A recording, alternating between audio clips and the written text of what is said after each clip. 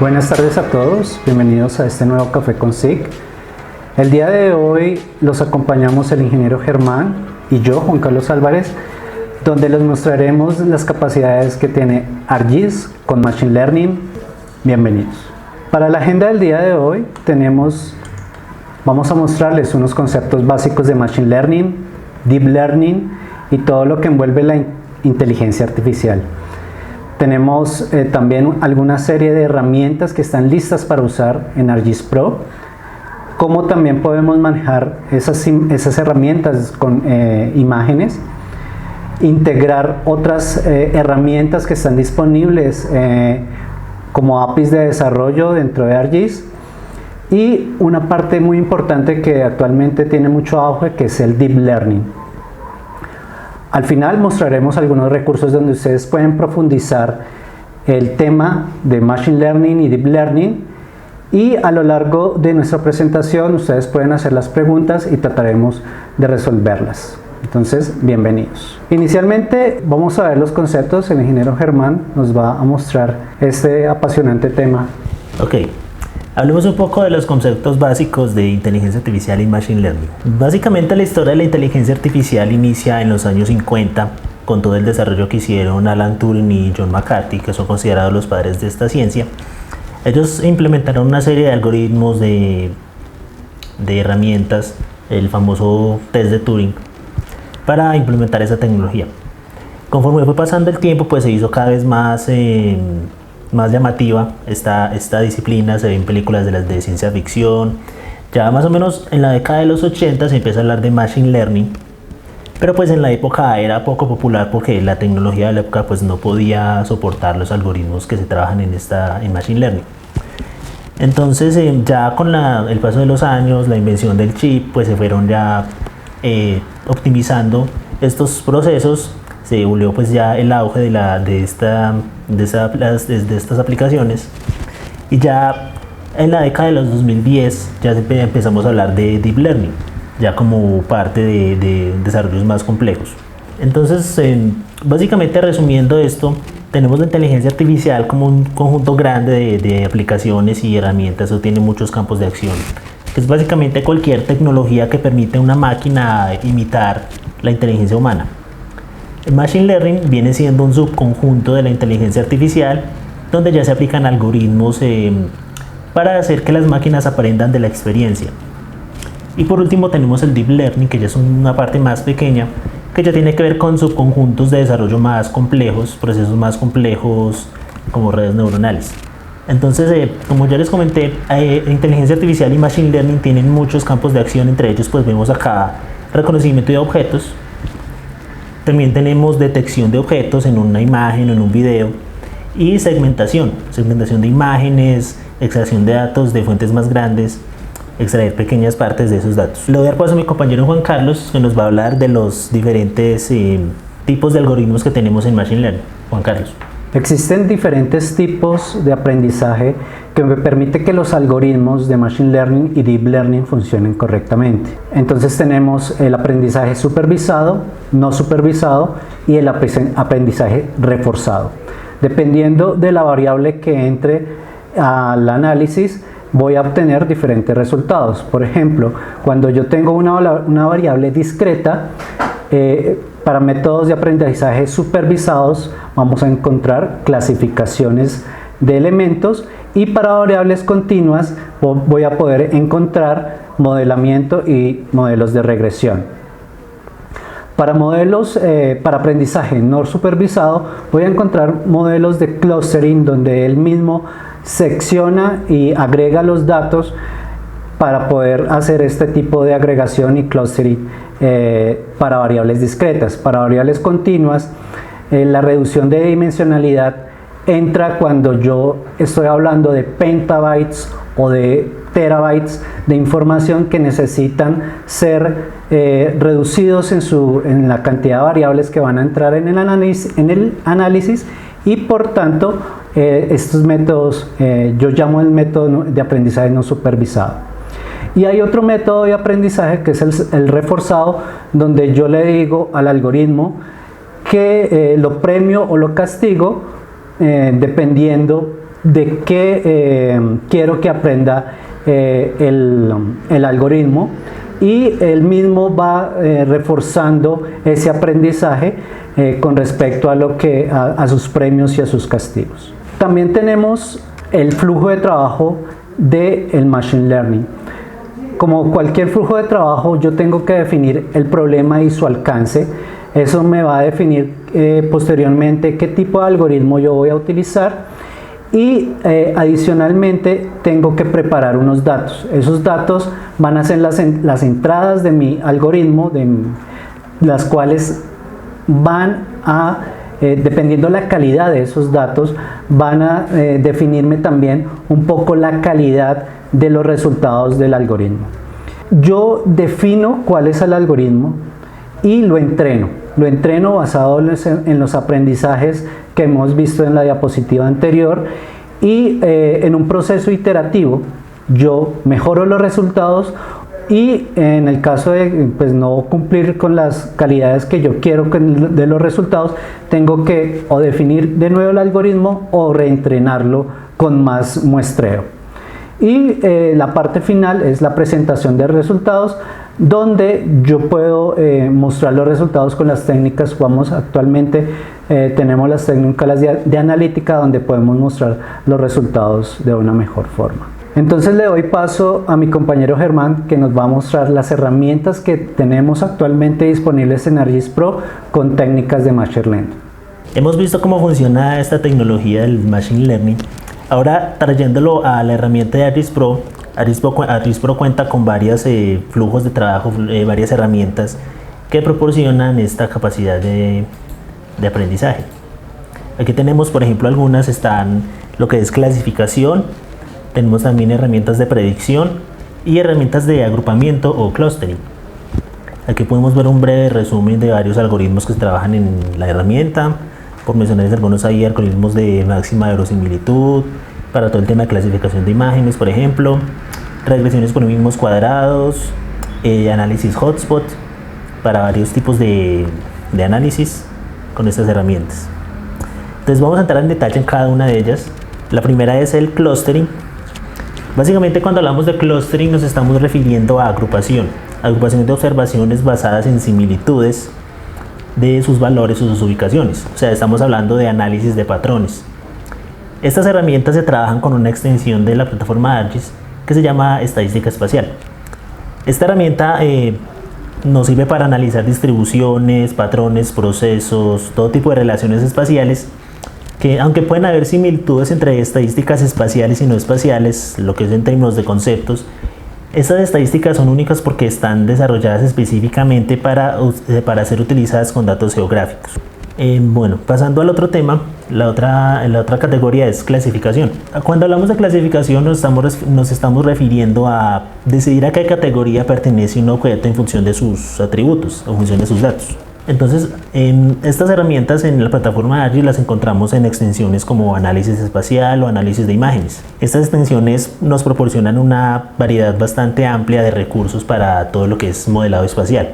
Aquí podemos crear, consultar mapas, trazarlos, analizar datos raster basados en celdas y sobre todo llevar a cabo análisis integrando datos vectoriales tradicionales con estos datos raster y poder obtener información nueva de estos datos.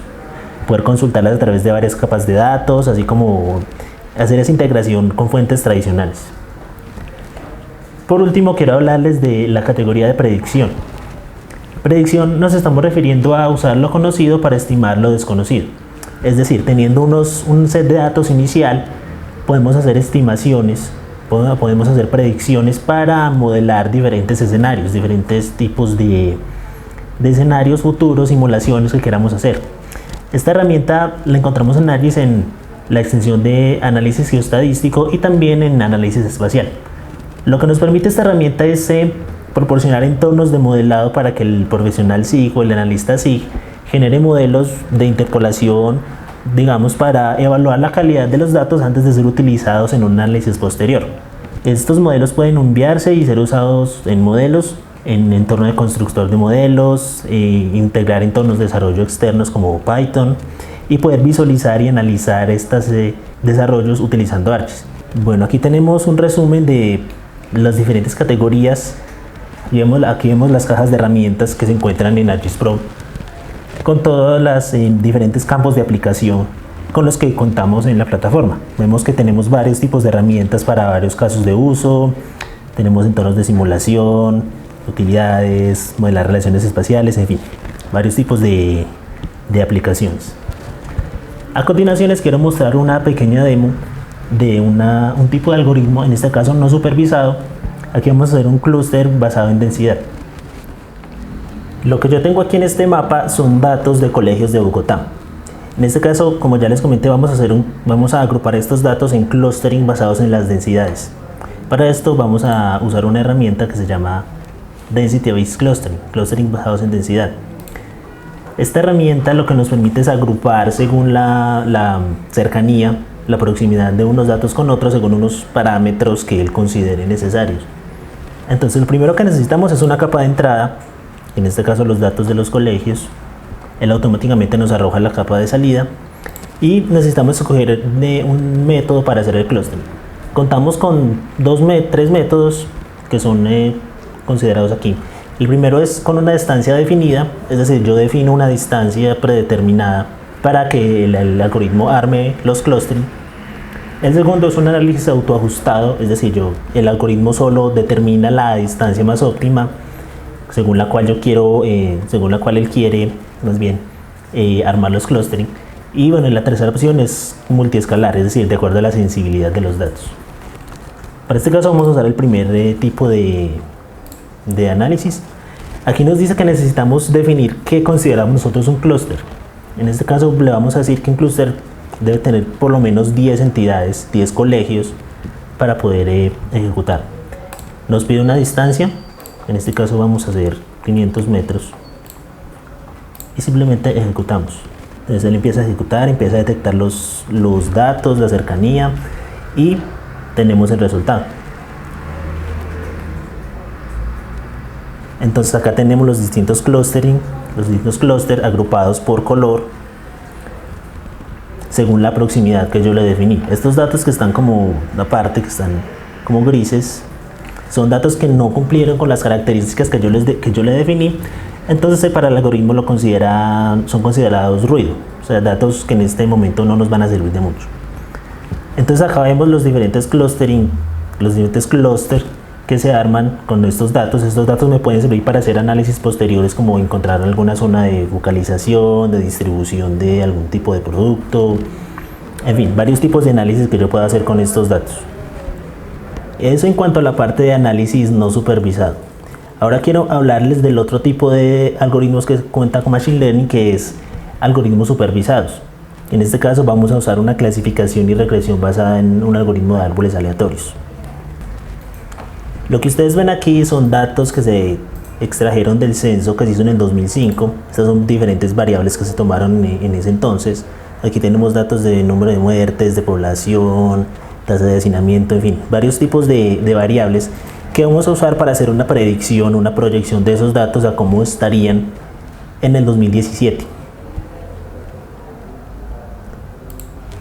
Entonces, este mapa que ustedes ven aquí representa las zonas de cobertura de salud del país.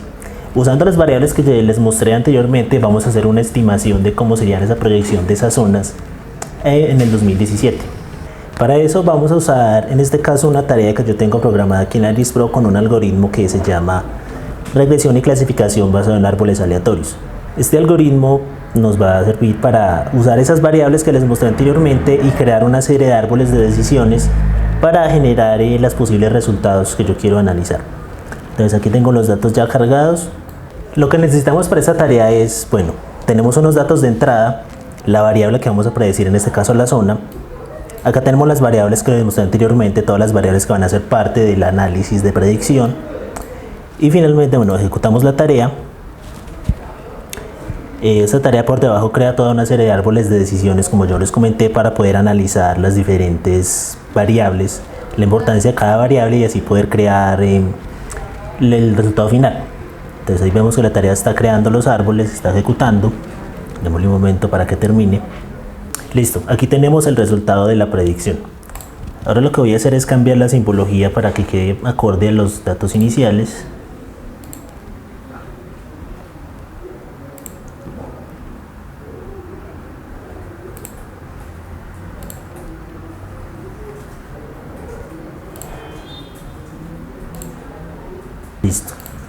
Aquí tenemos ya el resultado con una mejor simbología. Podemos ver a simple vista que la predicción no cambió tanto.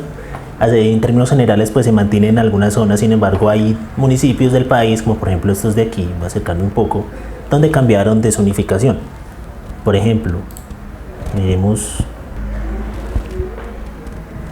este municipio, por ejemplo, esta es la Primavera Embichada, estaba en la zona 16 en el 2005, y según la proyección estaría en la zona 8. De igual forma podemos ver este otro ejemplo, este es Puerto Carreño, también en la zona 16, y esta nueva predicción nos lo ubica en la zona 6. Los datos nos permiten crear escenarios de posibles simulaciones que pueden o no pueden ser como tan apegados a la realidad.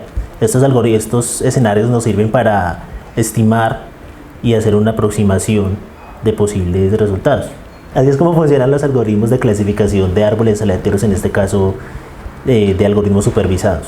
Ahora le voy a dar paso a mi compañero Juan Carlos para que nos explique cómo funciona la integración entre imágenes y Machine Learning. Por mucho tiempo hemos trabajado con métodos de clasificación de imágenes como métodos supervisados y no supervisados. Incluso en los últimos años hemos visto cómo surge este tema de clasificación orientada a objetos. Sin embargo, con los algoritmos de Machine Learning y Deep Learning podemos buscar más información y clasificar esos píxeles como objetos a partir de sus características. Dentro de ArcGIS Pro vamos a tener unas herramientas específicas como clasificación por máxima verosimilitud, los árboles aleatorios y el Super Vector Machine, que lo vamos a conocer como SVM, que me permiten hacer la clasificación de las imágenes.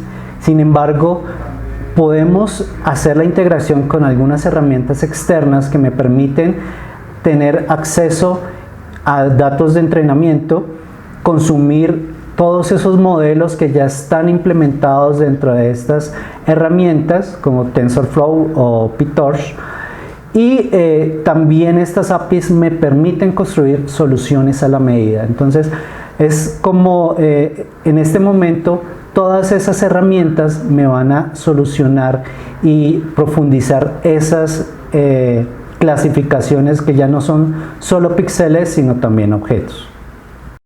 Dentro de ArcGIS Pro voy a encontrar un flujo de trabajo para realizar este proceso de acuerdo a las herramientas que yo quiera utilizar de Machine Learning y de Deep Learning. Tenemos una primera parte que es el entrenamiento de todas estas muestras, que es simplemente la recolección o colección de muestras dentro de nuestra interfaz de ArcGIS Pro. Posteriormente, esas muestras generalmente yo las utilizaba para hacer la clasificación supervisada.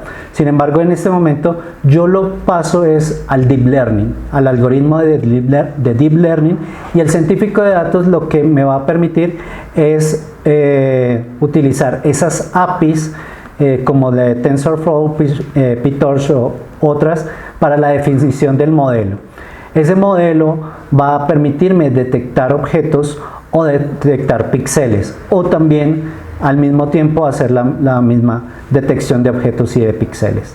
En la nueva versión de ArcGIS Pro 2.3 vamos a encontrar dos herramientas que ya están implementadas con algoritmos de Deep Learning. La primera es tomar esas herramientas, esos elementos de entrenamiento, esas muestras que yo hice, la recolección de muestras, y la paso directamente a Deep Learning, y hay otra herramienta donde utiliza esos elementos, esa exportación para la detección de objetos directamente. Entonces simplemente es hacer la recolección, utilizar el algoritmo, y de una vez utiliza Deep Learning para la clasificación de los elementos. Entonces vamos a ver una demo donde cómo podemos hacer una integración de un algoritmo que se llama super resolución dentro de ArcGIS y toda su potencialidad frente a las herramientas que ya conocemos. El algoritmo de superresolución me permite predecir los posibles valores de píxeles en una imagen. En este caso vemos en la imagen izquierda una imagen en la cual tenemos baja resolución, donde se muestra cada uno de los píxeles que forman los objetos que están dentro de la imagen.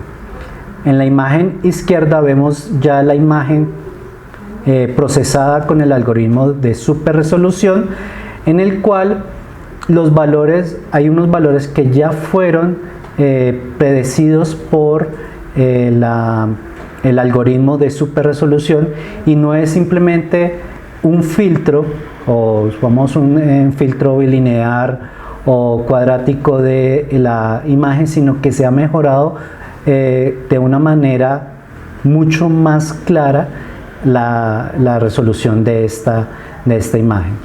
Entonces, básicamente lo que nosotros hicimos fue utilizar este algoritmo para una imagen que tomamos en el Parque Simón Bolívar. Esta imagen tiene pues una buena resolución, sin embargo, vemos que existe unos píxeles que no están bien formados, que no forman bien los objetos.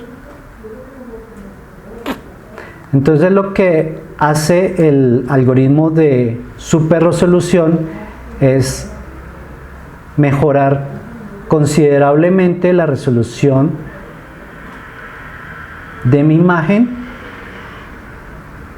y así nosotros podemos tanto mejorar una imagen de fondo, también podemos mejorar cualquier tipo de imagen en las diferentes bandas, no solamente en este caso la banda del visible, sino también en otras bandas como el infrarrojo cercano o lejano. Entonces es así como un algoritmo que es muy sencillo puede mejorar considerablemente los resultados de nuestro análisis.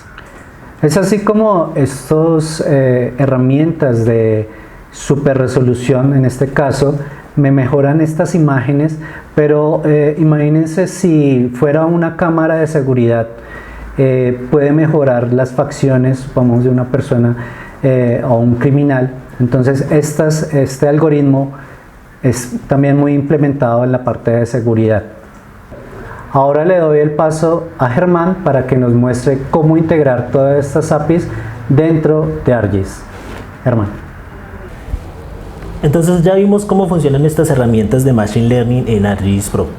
Pero también, como sabemos, la plataforma ArcGIS es una plataforma que es abierta al desarrollo. Es una plataforma que es abierta, interoperable, que nos permite integrarnos con métodos y técnicas complementarios para solucionar problemas complejos mediante la combinación de sus herramientas con otras estructuras, con otros frameworks que trabajan Machine Learning, como por ejemplo TensorFlow, Scikit-learn, Microsoft Azure para todo el tema de máquinas virtuales. Esta integración se realiza con diversas APIs que cuenta ArcGIS. Por ejemplo, el API de Python, el API de JavaScript, la integración que hace ArcGIS con R también. En este caso les traigo una pequeña demo sobre cómo funciona esa integración y cómo podemos sacarle provecho para enriquecer esos análisis que se hacen con estas estructuras y poderles darle una salida geográfica a estos datos. Lo que ustedes ven aquí son datos de accidentes de tránsito en Bogotá, son datos que son tomados de la aplicación Waze. Lo que voy a hacer es utilizar el puente entre ArcGIS y R para hacer un análisis estadístico basado en clustering sobre dónde se están focalizando estos accidentes. Para eso lo primero que necesitamos es crear un cubo de datos espaciotemporal. Entonces necesitamos una capa de entrada, en este caso los datos. Aquí le damos la salida del cubo temporal.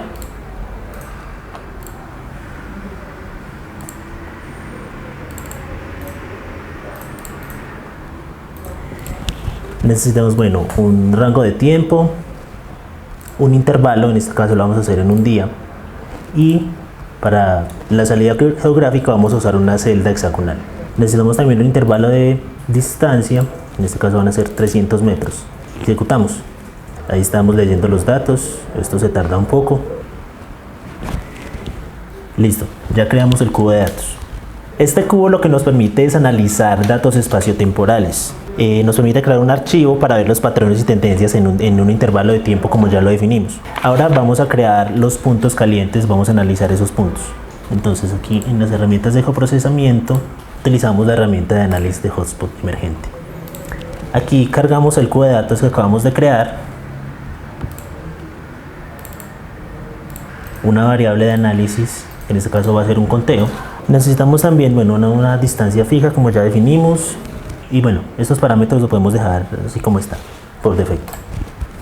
Ejecutamos la herramienta, calcula la concentración de los puntos calientes.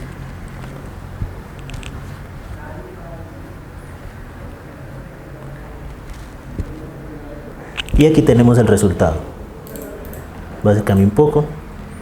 Aquí tenemos los puntos donde se está concentrando la mayor cantidad de accidentes en la ciudad de Bogotá. Entonces, estos puntos más oscuros que ustedes ven aquí son los puntos más intensos, es decir, donde se están presentando continuamente accidentes de tránsito. Es un dato muy representativo. Estos puntos que están como granulados que ustedes ven por aquí son datos oscilantes, o sea, tienen una frecuencia alta, pero su curva de elevación no es tan pronunciada como estos datos más intensos, sino que vienen y van, tienen un comportamiento más bien esporádico. Y bueno, por el otro lado, los datos en azul oscuro son datos fríos, donde no se presentan accidentes de tránsito, que en este caso vemos que es como a las afueras de Bogotá, casi que limitando en este caso con Mosquera. Y igual, los datos que están así en azul celeste, también granulados, son también datos oscilantes. Tienen una frecuencia notable, una frecuencia en este caso alta, por decirlo de algún modo, pero que no es tan alta para ser considerado un dato significativo, sino que tienen un comportamiento oscilante. Así es como funciona la integración entre ARIS y otras estructuras, otros frameworks de desarrollo para hacer ese tipo de análisis estadístico. Así es como funciona la integración entre ARIS y otros flujos de trabajo. Ahora, ya entrando en temas de Deep Learning, le voy a dar paso a mi compañero Juan Carlos para que nos explique qué es Deep Learning, cómo funciona y cómo se puede integrar en la plataforma ARIS. Juan Carlos. Gracias, Germán. Ahora muy bien, vamos a ver cómo el Deep Learning nos ayuda a avanzar mucho más, a profundizar mucho más dentro de las herramientas de ARGIS. Cuando tratamos de utilizar herramientas de Machine Learning, siempre tenemos que utilizar algún tipo de regla o de que el programador desarrolle algún algoritmo para poder detectar ese análisis predictivo. Para el Deep Learning, algo que llama mucho la atención es que ya no se necesita. ¿Por qué? Porque utiliza algo que se llama las redes neuronales. Las redes neuronales me van a tratar de imitar cómo funciona el cerebro humano, y cada una de esas redes neuronales, cada nivel de la red neuronal va a encargarse de analizar una característica hasta que al final de la salida del sistema global de neuronas me va a decir si, en este caso, si la entrada es un carro o no lo es.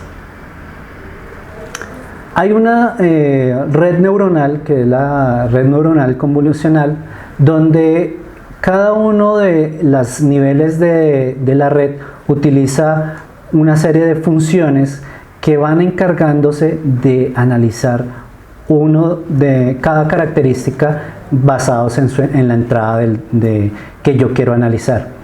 Estas redes son muy utilizadas, vamos, para autos autónomos que tienen que estar revisando todo lo que está pasando a su alrededor y detectar y clasificar cada serie de elementos. Entonces, en este caso, él está detectando si es un carro, si es un camión, o si hay una señal de pare o de que baje la velocidad a cierta velocidad. Entonces, en este caso, son muy utilizadas. Ahora vamos a ver una pequeña demo de cómo utilizar estos algoritmos dentro de ArcGIS y su integración de una detección de objetos para poder visualizarlos en unos dashboard que tenemos previamente configurados. Ahora les mostraré una demo en la cual a partir de Deep Learning podemos detectar objetos de un video. En este caso vamos a utilizar el TensorFlow para la detección de los elementos. Entonces en este caso tenemos el código donde vamos a utilizar todas las librerías que son necesarias para realizar el análisis, y a partir de la cámara web del computador vamos a detectar los objetos. Entonces, y además vamos a esos objetos poder visualizarlos en un dashboard que constantemente es actualizado para mostrar y contar cuántos objetos son capturados y analizados por el algoritmo. Entonces este es el algoritmo, rápidamente lo he mostrado. En este caso se ha abierto una pantalla donde detecta, en este caso me detecta a mí como persona, y en el dashboard ha detectado un objeto, que en este caso es el objeto que ha detectado el elemento, que es esta persona, y el número de personas detectadas. Yo puedo acercar el teléfono celular y él va a detectar el tipo de elemento que en este caso es un teléfono celular, y en la pantalla, en el dashboard, vamos a detectar que son un objeto y 0 personas detectadas. O puedo ser 2 objetos, el teléfono celular y yo, como 2 personas detectadas, como 2 objetos detectados. Y el dashboard está guardando como attachment cada uno de esos elementos que está mandando, los objetos, los pantallazos del video, para poder quedar el registro en el dashboard y en el feature que estoy guardando en mi ArcGIS Enterprise. Es así como yo puedo tener diferentes tipos de objetos que estoy clasificando. En este caso pues ha detectado una persona, un teléfono celular, pero puedo clasificar aves, puedo clasificar animales, y que también esa información vaya almacenándose dentro de mi página web. El último demo del día de hoy es algo diferente, que se llama la transferencia de estilos. Nosotros a veces queremos crear un mapa con un componente artístico, pero de pronto nuestras capacidades no lo permiten.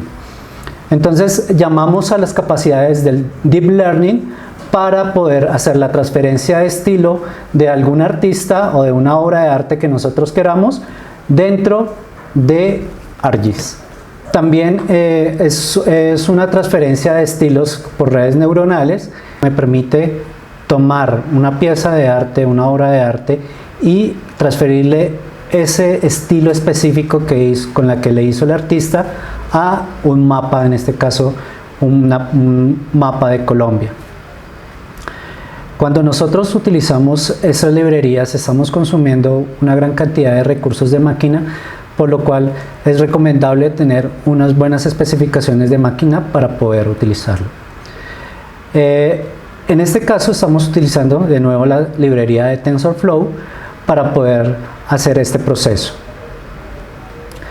Vamos a transferir este estilo, que es el Guernica de Picasso, a nuestro mapa de Colombia. Cuando hacemos este proceso va a durar unos cuantos segundos, y una vez finalizado vamos a poder obtener, a partir del estilo del Guernica del Picasso transferido al mapa de Colombia, un resultado como este. Entonces, como ven, no es simplemente una parte técnica como tal, como la detección de objetos, sino también podemos hacer algo artístico con todos estos elementos de Deep Learning y obtener algo como este estilo.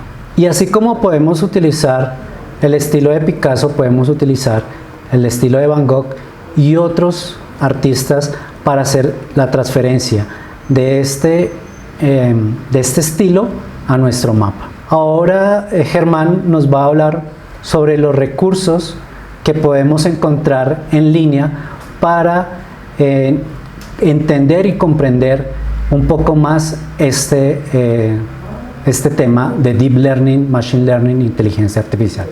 Germán. Aquí tengo unos recursos que les pueden servir a ustedes pues, si quieren conocer más sobre este tema de Machine Learning.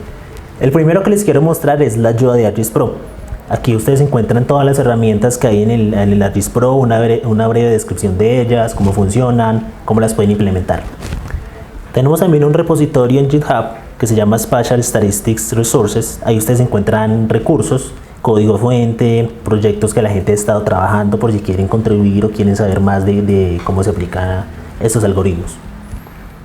Tenemos también casos de estudio donde la gente trabaja con Machine Learning y hacen publicaciones sobre todos los avances que se están desarrollando por si quieren conocer más sobre cómo se está trabajando esta tecnología actualmente. Está también el ArcGIS Learn. Aquí ustedes encuentran ejercicios, lecciones guiadas basadas en problemas reales con datos reales por si quieren practicar algún algoritmo en específico o algo que quieran saber cómo se aplica. Y finalmente pues mencionarles GeoNet, que es la comunidad de usuarios de Esri Colombia. Ahí ustedes encuentran foros de discusión, foros de ayuda, también encuentran recursos, documentación. Los invitamos a que se registren para que si tienen alguna pregunta, alguien lo pueden poner ahí y alguien seguramente les va a responder. Bueno, ahora vamos a hacer una pequeña sesión de preguntas. Si tienen alguna duda sobre la presentación nos la pueden escribir. Aquí vamos a resolver algunas cuantas.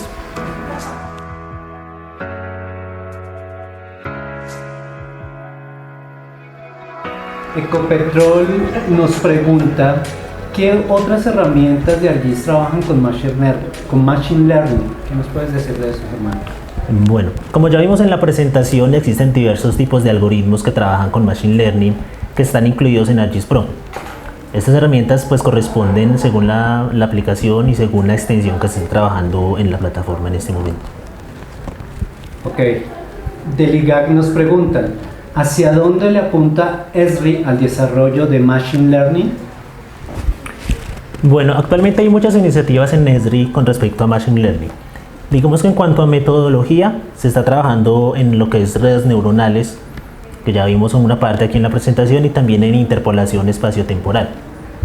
En cuanto a la plataforma como tal, pues tenemos el enfoque principal es trabajar en Big Data y en computación distribuida, y también en integración simplificada con otras herramientas de análisis y desarrollo. Y en cuanto al desarrollo ya como tal, pues estamos continuamente innovando en todo el tema de Machine Learning, sobre todo Machine Learning espacial. Del DANE tenemos una pregunta y nos dice ¿hay límites en cuanto al tamaño del conjunto de datos que se puede utilizar para el entrenamiento? Bueno, tanto como decir que hay límites en el tamaño de los datos, pues no. Entre más datos se tenga, pues mejor van a ser los resultados. Lo importante en este caso es que los datos tengan buena calidad, que los datos sean precisos y que sean representativos, que cubran todas las variables que queremos analizar y todos los posibles resultados que esperamos para así asegurar la mejor precisión del algoritmo. Ok, tenemos tiempo todavía para dos preguntas. Del Invías nos preguntan ¿qué debo hacer si los datos están incompletos o falta información? Bueno, siempre es importante, lo mejor es asegurarse de que los datos tengan buena calidad, que estén completos y que sean lo más precisos. Los algoritmos de Machine Learning tienen una cierta tolerancia a errores, digamos errores pequeños, información incompleta, información faltante, sin que eso pues afecte el resultado final. Sin embargo, pues lo mejor es asegurarse de que los datos tengan buena calidad, como ya les comenté. Si de pronto detectamos algún error, una información que nos falte y que pues sea relevante para el caso, pues lo mejor en esos casos es devolvernos a la fuente inicial de los datos y corregirla desde ahí, o si es necesario pues excluirla del desarrollo, del análisis. Ok, la última pregunta para el día de hoy es de la empresa Acueducto de Bogotá y me dice cómo puedo ajustar el modelo si este no me proporciona los resultados que deseo. En esos casos la mejor manera de asegurar la calidad del modelo es utilizar datos que tengan buena calidad y que sean representativos para el modelo. Agregar más observaciones, más tipos adicionales de datos, más características para hacer esa optimización en el proceso de aprendizaje son buenas maneras para asegurar la precisión y la calidad del modelo. Recuerden que estos modelos son cíclicos, entonces entre más tiempo se ejecuten y con más datos, pues mejor va a ser la precisión que tengan. Desafortunadamente hemos llegado al final de nuestro Café con SIG. Agradecemos a todas las personas que se conectaron el día de hoy y estaremos enviando a vuelta de correo el material de nuestra presentación. Si tienen alguna pregunta o inquietud, pueden escribirnos a nuestro correo cafeconsic@esri.co y recuerden también seguirnos en nuestras redes sociales. Muchas gracias a todos y nos vemos en una próxima ocasión.